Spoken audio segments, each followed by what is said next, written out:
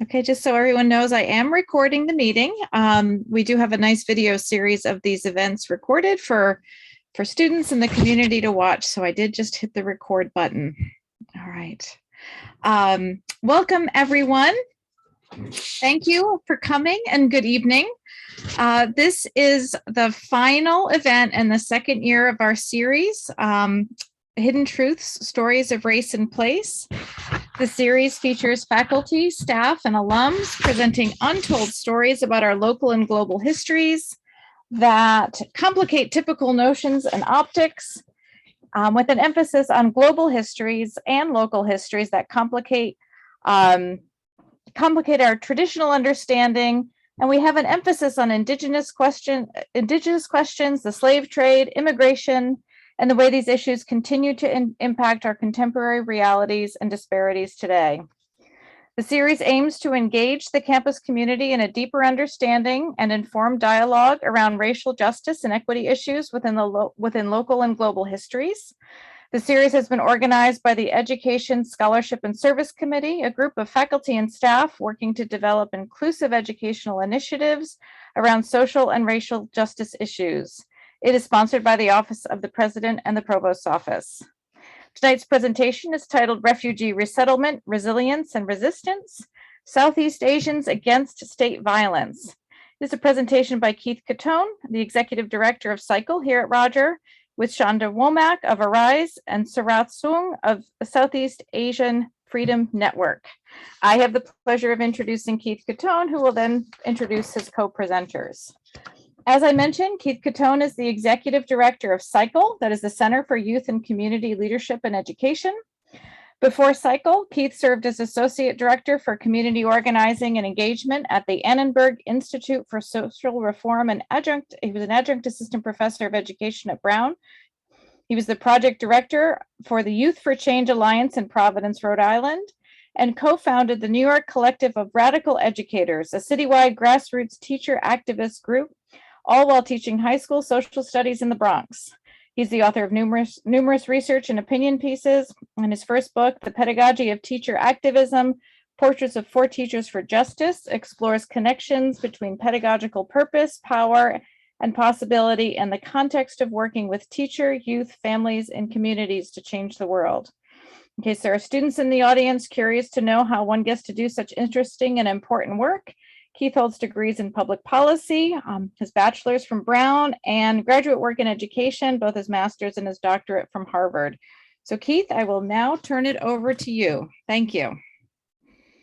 Thank you, Laura. That is a long sounding bio when I hear it all out loud. So I'm going to introduce before I introduce actually my co-presenters, Sarath and Chanda, I wanted to just reflect on my own experience just growing up in Rhode Island and actually moving to Providence when I went to Brown as an undergraduate.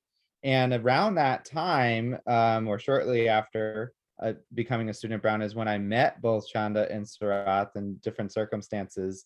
But I grew up in South Kingstown, Rhode Island. I'm half Chinese and half Italian, identify as Asian American, and really didn't know very many Asians growing up, and certainly didn't know any Southeast Asians in South Kingstown. And then got to Providence and was working in the Providence public schools in doing tutoring and after school tutoring with Providence youth, and met a lot of Southeast Asian students, Cambodian and Hmong students, and Laotian students. And what actually the first thing I noticed was they had really thick Rhode Island accents. And I was like, whoa, how are there, what's going on? And so I think of that because I went 18 years of my life not knowing the histories of fellow Asian Americans with very different sort of family and ethnic histories than mine, and very different migration stories in terms of how they got to little old Rhode Island, and had just no exposure to that. And so when I thought about when I was approached with thinking about who or what kinds of stories we might want to tell in the Hidden Truth series, I said, this was a hidden truth for me. And this was a hidden truth, and it is a hidden truth for so many folks in our region, in Rhode Island and in Massachusetts, and really across the US, thinking about what the experiences of Southeast Asian communities are and have been. So with that, I do want to introduce Chanda and Sarath, who I've known for both for over 20 years. Chanda is the founding executive director for the Alliance of Rhode Island Southeast Asians for Education, which is a RISE. And the intersection of her identity as a Cambodian refugee woman and mom of two biracial Black and Cambodian children have shaped her ideologies, advocacy, and organizing. These identity markers fuel how she shows up, occupies, and shares space not just for education justice, but for all issues that impact historically excluded and invisibilized communities. She is a product of the Providence Public Schools and earned her bachelor's from the University of Rhode Island in 2004. And she has a master's of public administration from the University of Rhode Island as well, and a graduate certificate in nonprofit leadership from Rhode Island College. And she is currently pursuing in all of her spare time a doctorate in leadership and schooling from UMass Lowell. Sarath was born in Sarath. Forgive me, I don't know how to pronounce the name of the camp. And maybe you can help me later, but was born in a refugee camp after his family fled Cambodia's civil war. They resettled in Revere, Massachusetts, where he learned about community organizing as a working class queer refugee. Sarath attended Brown University, where we met in Rhode Island, and he majored in ethnic studies with a specific focus on Southeast Asian resettlement, resilience, and resistance. So you can tell where our title might have come from. He became a co-founder and is the former executive director of the Providence Youth Student Movement, otherwise known as PRISM. And Sarath is the founding co-chair of Arise, Chanda's organization, and also sits on the advisory board of the Immigrant Justice Network. He is now the national director of the Southeast Asian Freedom Network, which is a movement family of Southeast Asian grassroots organizations founded to fight against detention and deportation. The two, just preparing for this panel, taught me so much, and I'm excited to just learn more in speaking with both of you. So I'm just going to open with a very broad question and ask you both, in thinking about Southeast Asian communities in Rhode Island and Massachusetts, when you hear the term hidden truths, what most immediately comes to mind? Thanks, Keith. Yeah, welcome. Hey, everybody. Hope y'all are doing well. A lot of hidden truths come to mind for me when thinking about sort of our history. First, I just want to say, greetings, happy Cambodian New Year's, happy Khmer New Year's. April is a special month for Southeast Asians as we celebrate the beginning of the solar calendar, the end of the harvest season, to be in community with each other, give respects to our ancestors, and to receive blessings from the gods and from each other. So it's a really beautiful and blessed and holy time for us as a community.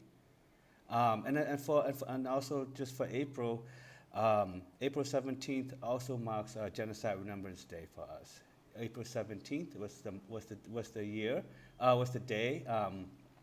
April 17, 1975 was the day that the capital city of Phnom Penh in Cambodia fell to communist forces, which resulted then in a genocide that claimed, there's so many different numbers, but that claimed about over 2 million Cambodian folks, the lives of 2 million Cambodian folks at that time.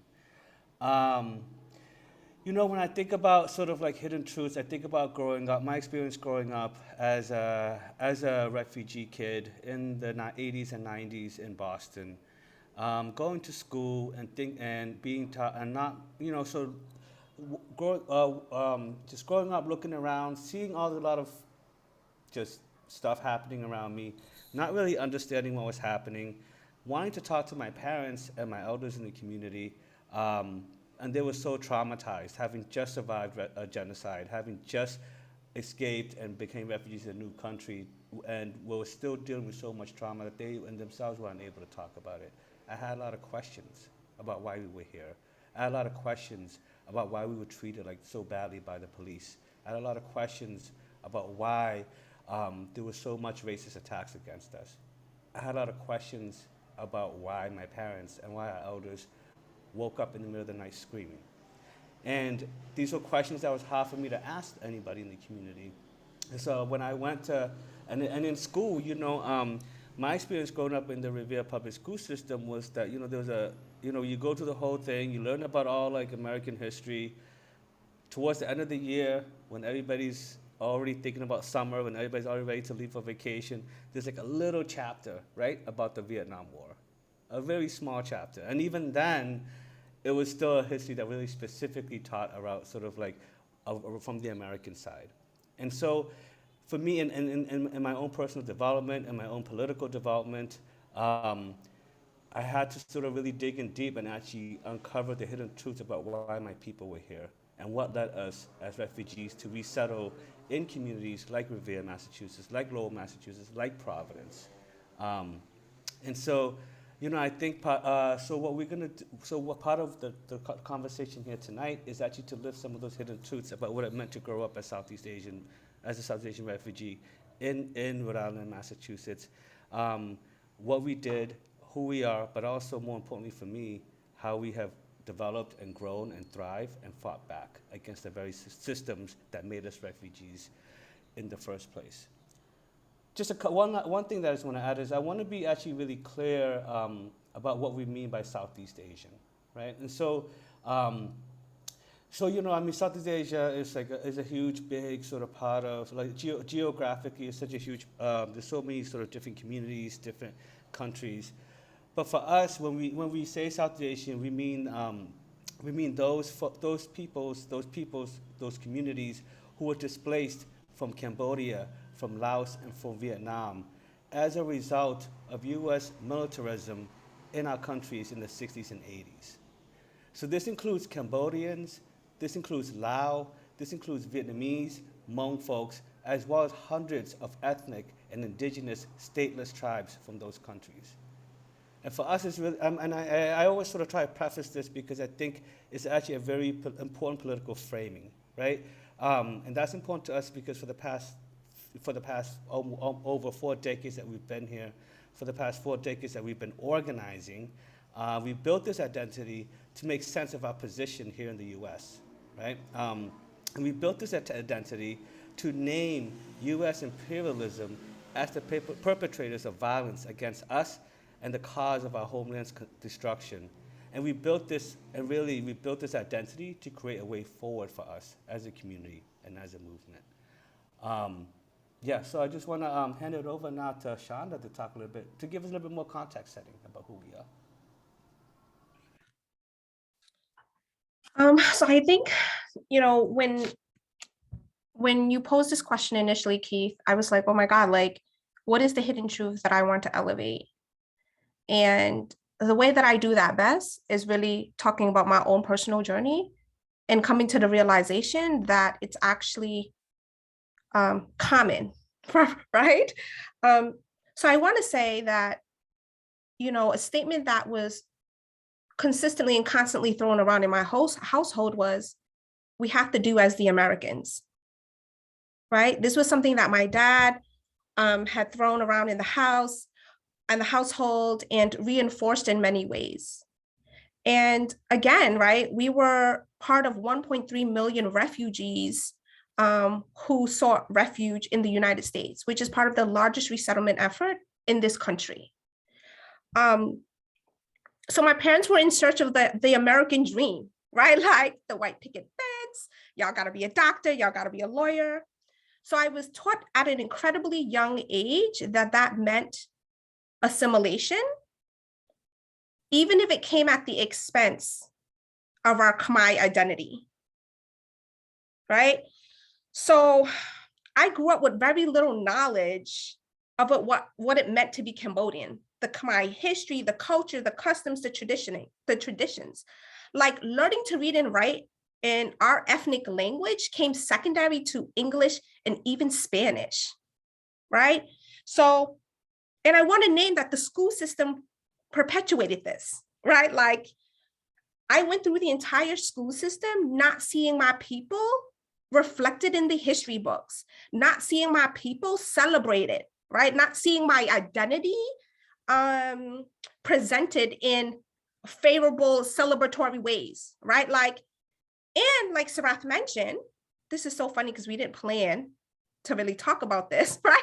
But like as Sarath mentioned, on the rare occasion that my people were mentioned, which is really through the teaching of the Vietnam War, it was mentioned through a Eurocentric oppressive lens, right? So you're probably thinking like, oh shit, I'm not seeing myself reflected. This causes some form of internalized oppression. So like I'm navigating these streets in the school system, really trying to find value in my own identity. So my family, we immersed in survival mode, right? Like the historical and cultural preservation became an afterthought. And I want to say that it is this search for my identity that brought me to the education justice work. I also want to name that assimilation didn't start when we landed in the US. It actually started in the refugee camps, right? My mom's Cambodian name is Sali. My dad changed it to Sally, right? The proliferation of the teaching of Christianity happened at the refugee camp. So it was already like, give up Buddhism, right? So, you know, and that was something that I learned in my adulthood. And that was through my own self-exploration. My story is not unique, right? I learned at a later age that my story is not unique. So that is the hidden truth I want to definitely elevate. Sarath, can you share the slides?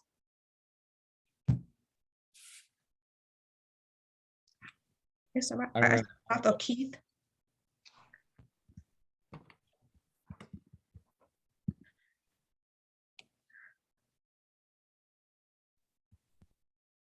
So we named this, right? Sarath, feel free to jump in, but we named this, both Sarath and I, and our narrative, right? Like the impact of the Vietnam War, the secret war in Laos, and the Khmer Rouge genocide, right? That claimed a quarter of Cambodia's population.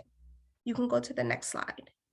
That resulted in the largest resettlement effort in the history of the United States. You will not read this in any history book, right? Like, yeah. You won't read this. Go ahead, Sarath. No, I just want to add that, you know, the Refugee Resettlement Act of 1980 was actually what provided us as South Asian refugees a pathway, a quote unquote legal pathway to enter this country, right? That meant that like, and actually that only came about because of pressure of the anti-war protests of the 60s and 70s. They came about because of a big push from Black civil rights leaders and movements for the U.S. to accept the refugees that it created in Southeast Asia, right? And so it wasn't that the U.S. like, oh, we want to take responsibility. It was because of organizing and movement building that this act came about in order to provide us a legal pathway into the United States. And then which then also resulted in the creation of the Office of Refugee Resettlement. And we'll talk a little bit later about what they didn't do for us.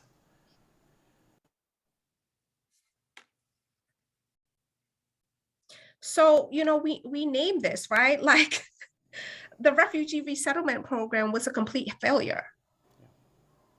And we're just not saying it, but like researchers have said it, where like the social service programs were not in place. Like folks didn't even know we were arriving in their state until the night before. This is all very well documented, right?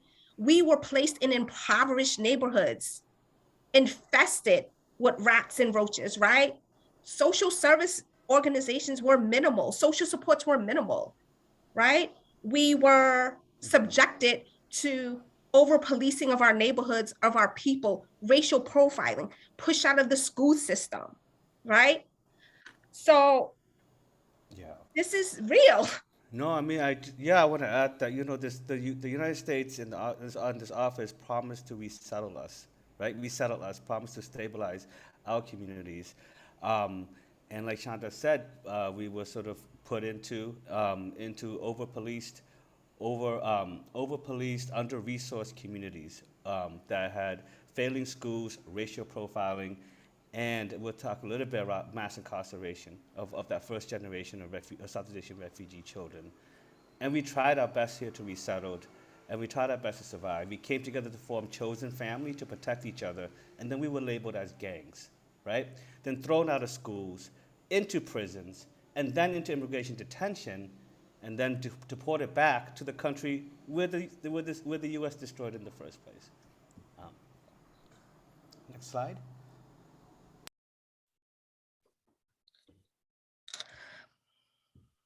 I think we get the point.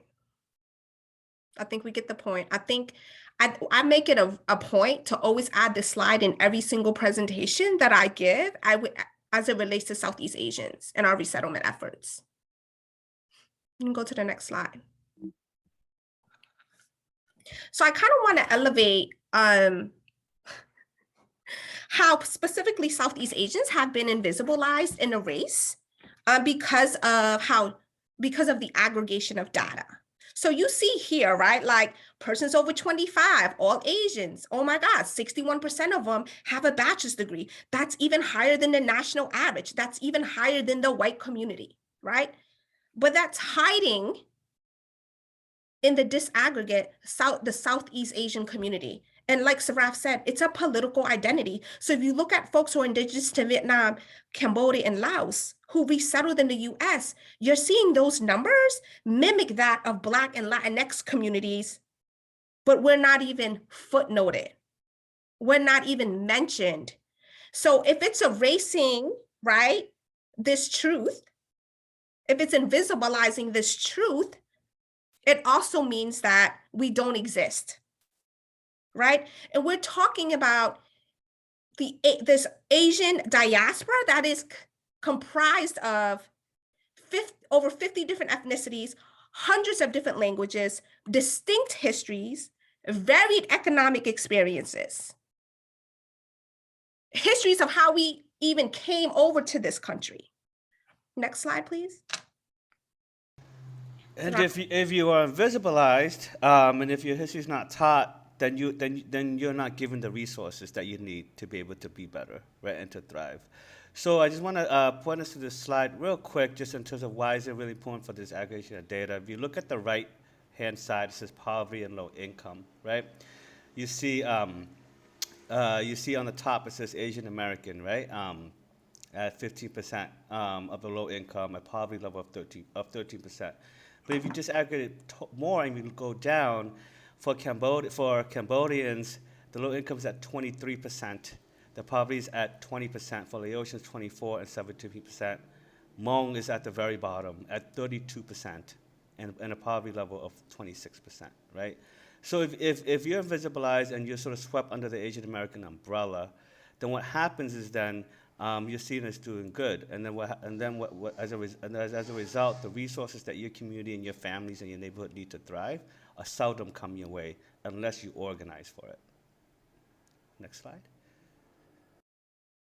So you know, the fight for data equity when Arise was founded had been over a decade-old fight, where PRISM locally was leading that work. But at the national level, it had been over a decade-long fight, right? So when we first founded Arise, we knew as an education justice organization, we had to organize and get legislation passed to require the Rhode Island Department of Education to disaggregate K-12 education attainment data. We actually became the third state to pass this bill. We're seen as a national leader in that work. PRISM youth were in the forefront of testifying, and were extremely critical in the passage of this bill. Next. And I will say that Um, data disaggregation is a civil rights issue. As such, the methodology that we use to organize was through an intergenerational and multiracial solidarity lens. So you'll see here the local racial justice orgs that we organized, the district leaders that we organized, as well as national folks and policy orgs that we were able to organize to get this legislation passed in the 2016-2017 legislative session.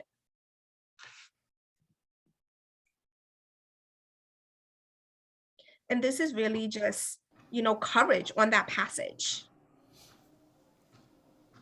Sarath, did you want to add? No, that's good. I think we can go into our stories now.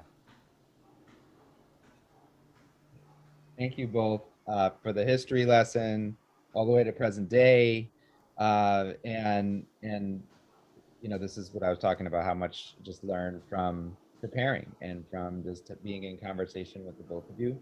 So I was a high school history teacher, social studies teacher. So when I hear the term hidden truths, it makes me think about untold stories in our community's histories. And you started to really tell us a lot of that already. And most often stories are untold in classrooms and in broader society because telling them challenges the dominant and intersecting narratives of colonization, of white supremacy, of US exceptionalism, heteropatriarchy, and capitalist exploitation. Like those stories that challenge those things don't get told in our classrooms or in our day-to-day lives in the mainstream society. But a lot of us, as you've been naming, we live different realities and represent really different stories.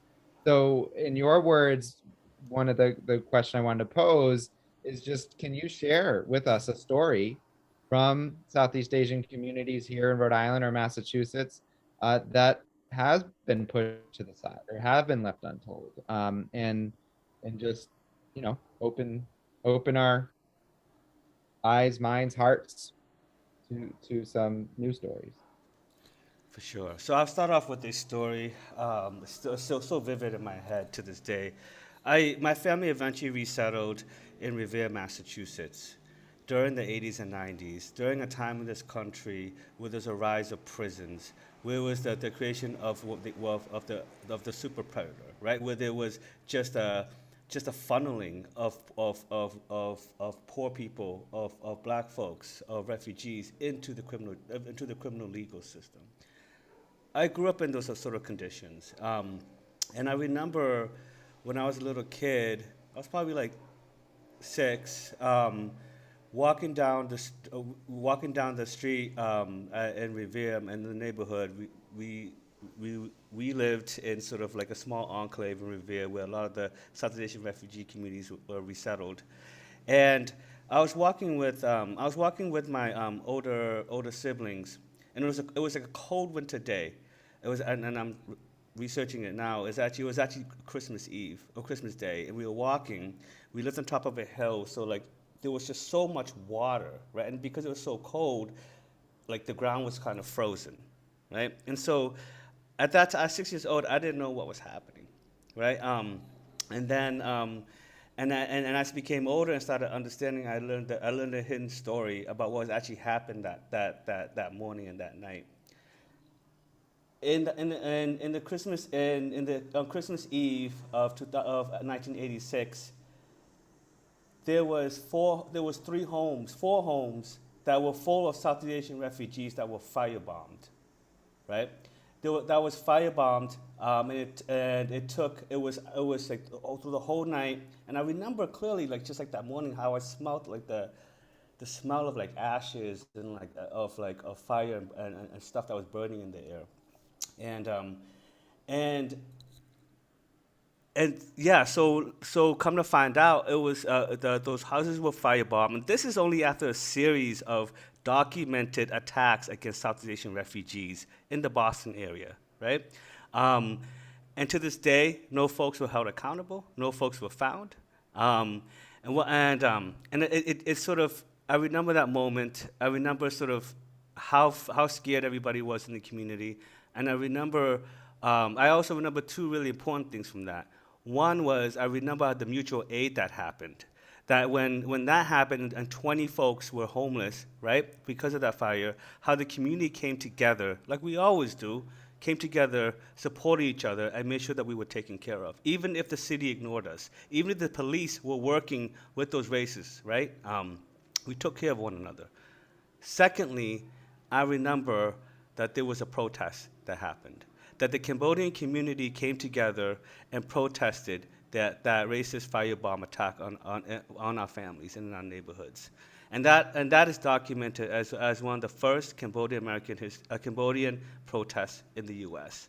And I talk about, and I remember that, and I talk about that. I'm actually going to post an article that a great journalist friend of ours wrote in the Boston Globe last year that actually went deep into this story and uncovered so many instances of anti-Asian, anti-Southeast Asian, anti-refugee hate violence of the 80s leading up to that actual, like that instance of the firebomb in Revere.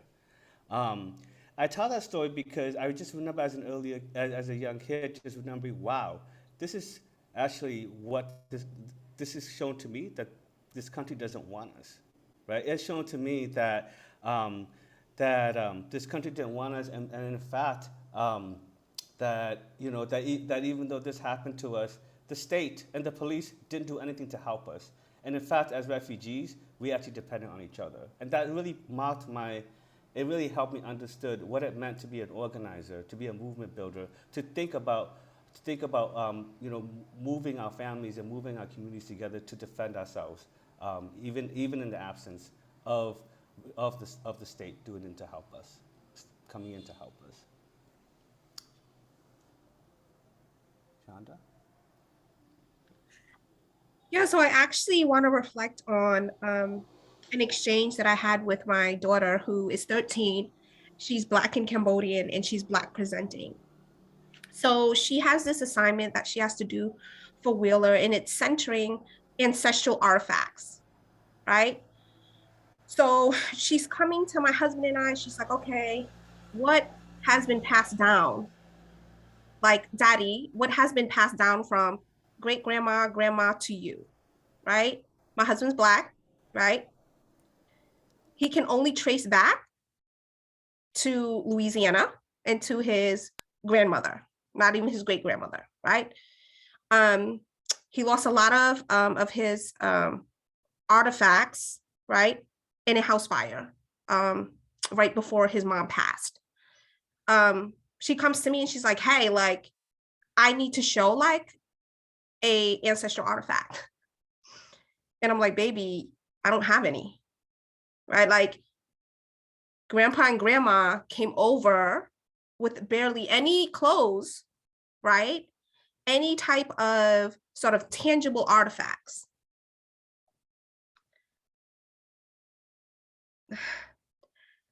Two things are happening for me here, right? It's one, getting my daughter, who is biracial, right, and has these minoritized identity markers, and really has a history that's rooted in historical trauma as well as intergenerational trauma, right? Because they're two different things.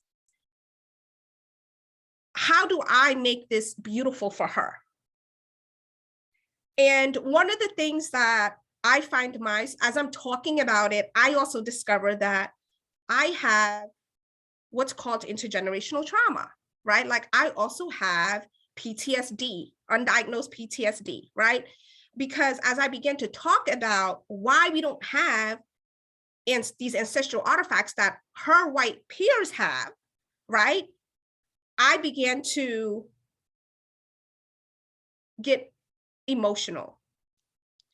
So how do I turn this thing to something very beautiful and very real for her? Baby, I need you to think differently about this assignment. I need you to talk about folklore and storytelling as a form of cultural preservation for Cambodians. Grandma didn't have anything tangible to pass on to me, but what she did pass on were stories, right? The second piece was a lesson for her teacher, right? Like, I was like, hey, like, these types of assignments, erode the school system, right? It's like, okay, this is something you can celebrate without considering minoritized identity markers for our students, right? So the other piece was, how do you then propose, right, a shift in thinking around this program? And also utilize this as a teaching moment and a learning moment for both you and your teacher. I say all this to say that Southeast Asian communities have the highest undiagnosed PTSD. Southeast Asian communities have what's called intergenerational trauma. One of the things Arise took on to disrupt was our development of our ethnic studies. It was used as a radical healing and disruption of intergenerational trauma. That is a hidden truth.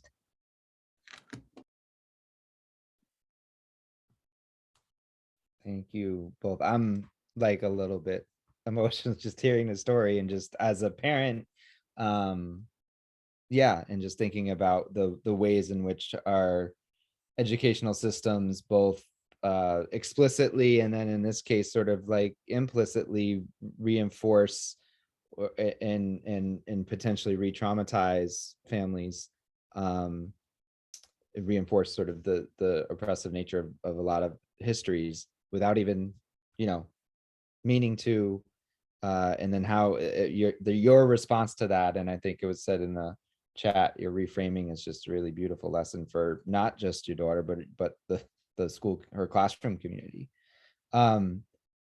So thinking about another piece that Sarath, I've learned from you, and Chanda talks about this a lot too, but learn from you and the work that you've done, and not just you but also Prism, is this something that we call the school to prison to deportation pipeline.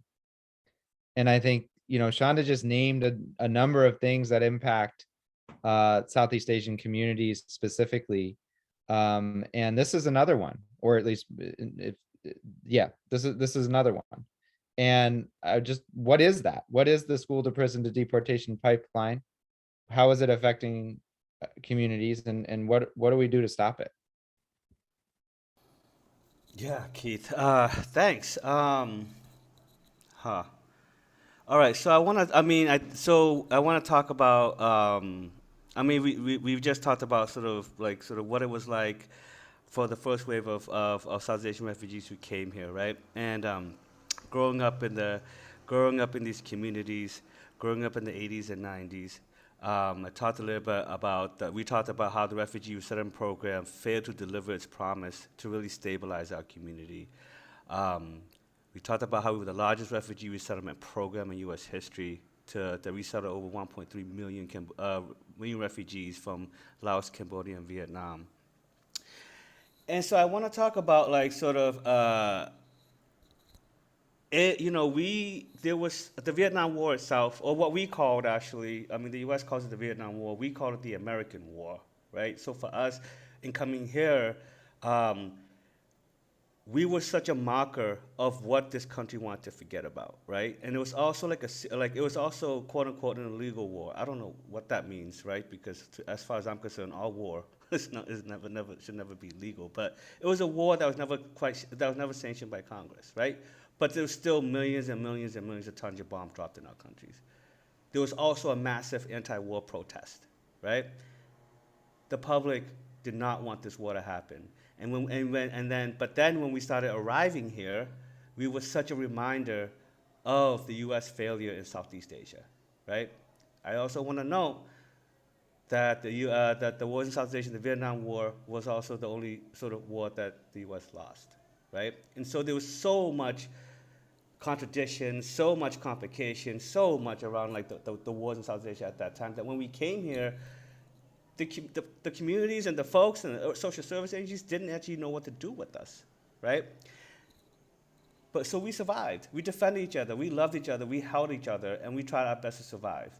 And we were, and then we to protect ourselves from racism, from racists on the streets and in the schools. We began to create chosen family, right? To create chosen family both in our neighborhoods and in the streets. Then we were called gang members. We were called gangs, right? So, for example, in Rhode Island, the Providence Police Department was the gay unit was actually created in the 80s and 90s to survey, to keep track, and to keep track of Southeast Asian young people in the city, right? And so many of our young people grew up in the West End, in Smith Hill, knowing and seeing constant police cruisers and the gay unit driving by in the neighborhoods, taking pictures, looking at folks, stopping folks, and just creating just sort of a culture of surveillance and of policing.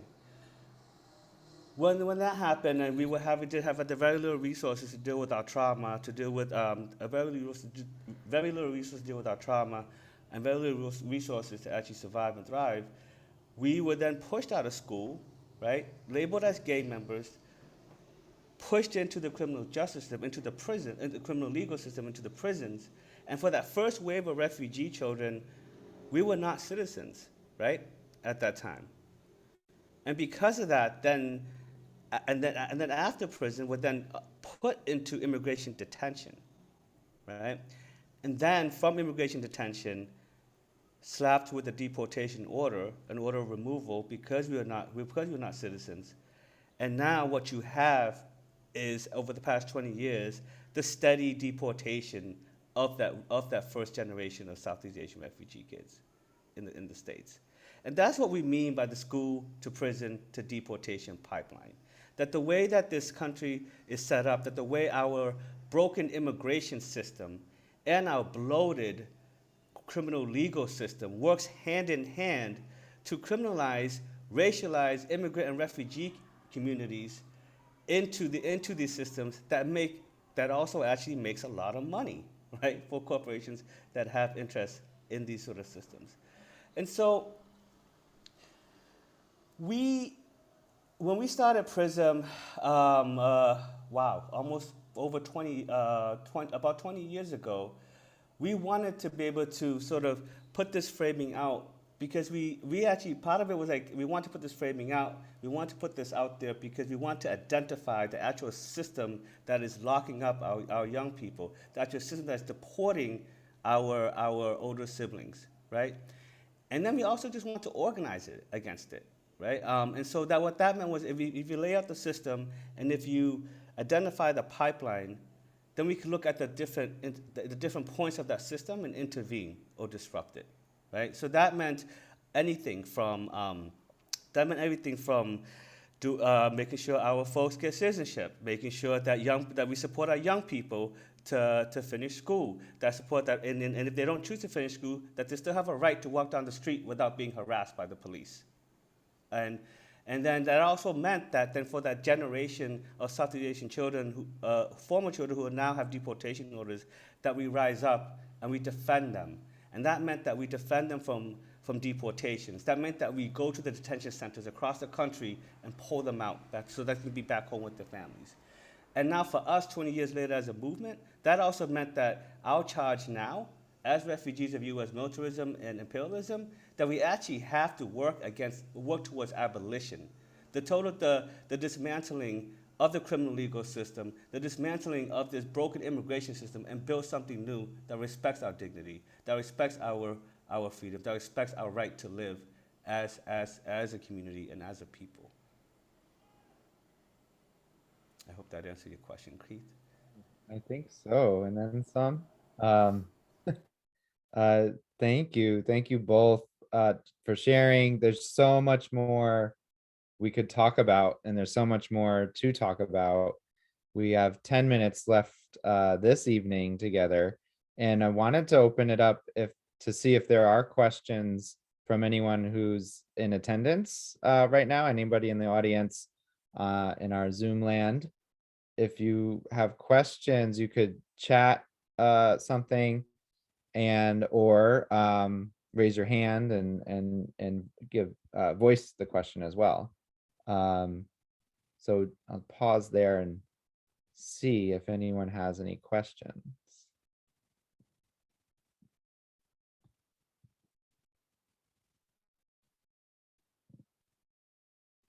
And I have others if we don't. So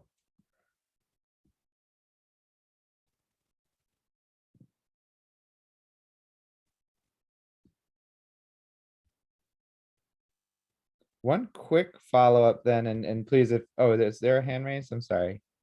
Yes, Laura. I think I tried to raise mine. Wait, let's see. Yeah. Yeah, I unmuted myself. First of all, thank you so much for this information. I'm really humbled and ashamed how little of it I know, even though this covered, my entire lifespan. So thank you for sharing both the history, but even more so your stories. It's just sort of a big question. What can we do? What can be done? What are steps that we can take here in our Rhode Island community?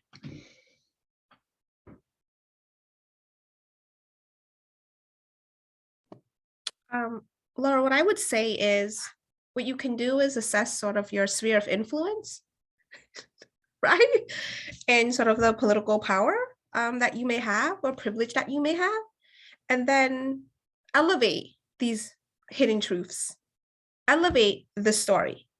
Like, I understand you're a professor. So like, how do you bring this to your students? How do you bring this to the masses?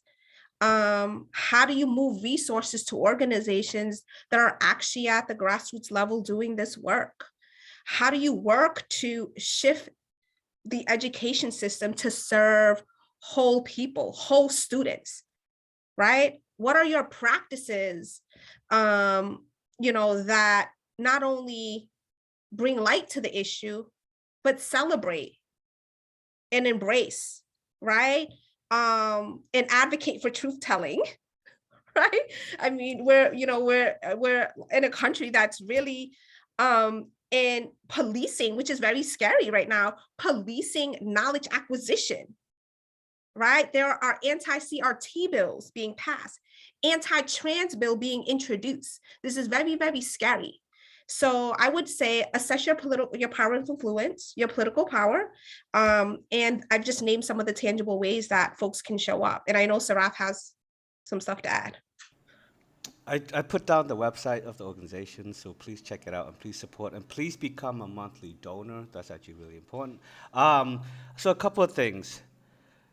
For me, the stories of Southeast Asian, the particular case of Southeast Asian in this country, is an important one not because I'm Southeast Asian, I'm in Cambodian, but also because it lays the groundwork for how we think about what's happening right now as well. When we think about Haitian migrants and refugees coming to the border and being pushed back, when we think about those refugees that coming from Syria, from Iran, right? We think of, for me, like thinking about it, I'm like, oh wow, I see all those photos and the news coverage of those kids in the planes coming here as refugees. From like my trauma tells me, in 20, 30 years, the U.S. will be deporting those kids, right? And so I want us to really challenge and think about how we think about borders in this country, how we think about refugees and immigration, and actually, and there's still folks in detention centers, there's still kids in cages. It doesn't matter that we don't have Trump in office anymore, right? To really like critically think about what is it in this, what is the brokenness of this country? How do we fix it, right? And how do we make sure that refugees are that the flow of refugees, the continuous flow of refugees through war, through global capitalism, actually stops. That we stop continuing, continuing the creation of refugee stories like Southeast Asians, because it keeps on happening and it keeps on happening and it keeps on happening. And so that's everything from thinking about, challenging ourselves to think about who is a good refugee, who is a bad immigrant, who is a good immigrant, who is deserving of being deported. Obama, a couple of years ago, went on TV and said we want to deport felons, not families. That helps us think about, actually, how do we think about who are considered criminals in our country, right?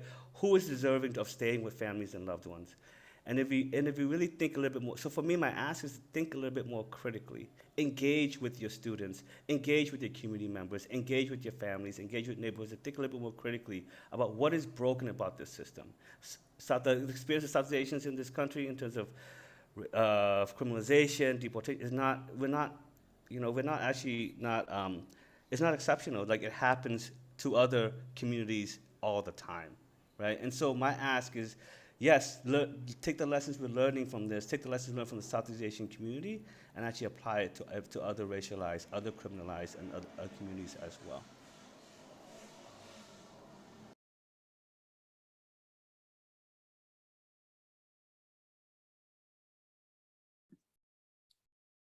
There was, and we have a few minutes left, and Sarath and Chanda, your comments made me think of something I know we discussed previously together, which is what we can and have learned in the local social justice oriented community in Rhode Island and in Providence from the organizing work of Southeast Asian young people and queer, trans, and femme and women, Southeast Asian identified folks. Like what, and I don't know, just I feel like there's a moment to, yes, let's learn and apply, but what have you seen? Like what has that learning looked like?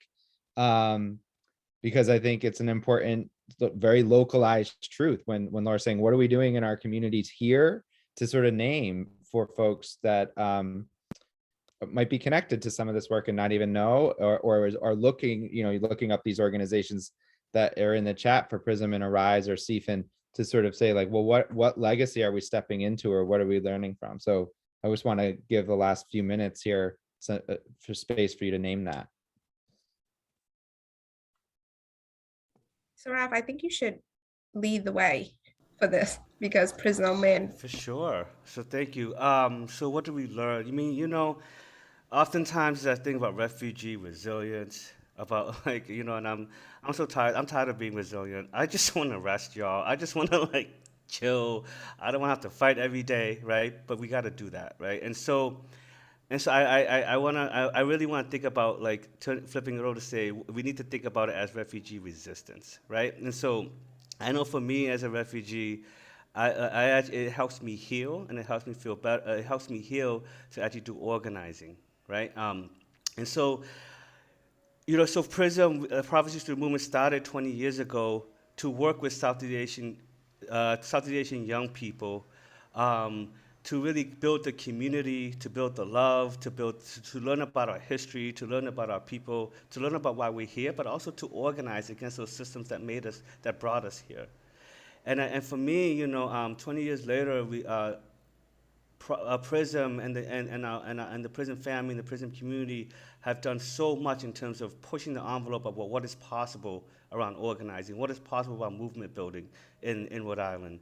And not about what's possible, but actually about just the kind of strength and guts it takes to actually name state violence as the biggest perpetrator of violence in our community. To actually say the police is actually the one that causes the most harm in our community. To say that the school system is pushing out. To say that the American dream is alive for many of us, right? And so, and I also then want to say that we also step into it through support, through support and love through another organization called DARE, Direct Action for Rights and Equality, who's rooted in the South Side, the South Side community of Providence, right? It's historically been very poor and black, and that we were able to step into a tradition of black liberation and organizing, right? That it was really like black folks who took us in and said, "We see you. We know what it feels like. We know what y'all can do, and we love you and we support you." And so for me, I think I want to be able to put it out there that Southeast Asian youth organizing pushed the boundaries of what movement can do and what movement can dream and what movement can achieve in Rhode Island, and especially from an intersectional perspective, right? That we're refugees, that we're of color, that we're poor, that we're young people. And I think really elevated and really brought organizing and movement and community organizations in Rhode Island to another level. yeah, I would just add and conclude that, Arise would not be in existence if it were not for the work of organizations like DARE and PRISM. Like PRISM is our movement family, is our sister org. We're rooted in a Black liberation lens, which, I would push the audience here to think about what that actually means. For us, that means recognizing that Black bodies, right, not the racialized Black, like Black bodies, recognizing how Black bodies have been treated in this country and how these Black bodies are seen or interface with systems of oppression, right? These institutions have been named by Sarath, and recognizing that our liberation as marginalized and disenfranchised communities are tied to Black liberation. So if we're going to do this work, we have to do it through those lenses, as well as organize intergenerationally and multiracially. One last thing, I know we're on time. Okay, one last thing is I want to say this. Like Southeast Asian community across the country, whatever city you're in, real work and real change and real defense of our communities have always been led by women, have always been led by young people, have always been led by queer, femme, trans folks, right? We build our movement and we do our work with the understanding that deportation and the issues that we work on is a queer and gender justice issue. That even though most of the folks with deportation orders are cis men, it is really women, femme, and queer folks who pick up the pieces in our families and our communities and do the organizing work to defend our brothers, our fathers, our husbands, right? And so, so I want to say that because I think that's another hidden truth around who are the folks in our communities and in our families even who actually hold it down for us. So we are at time. We could unpack so much more and just keep on learning together and being together. In Zoom, I always found it so hard to receive the appreciation from an audience. So I do want to pause and let you soak in some of the applause that are happening.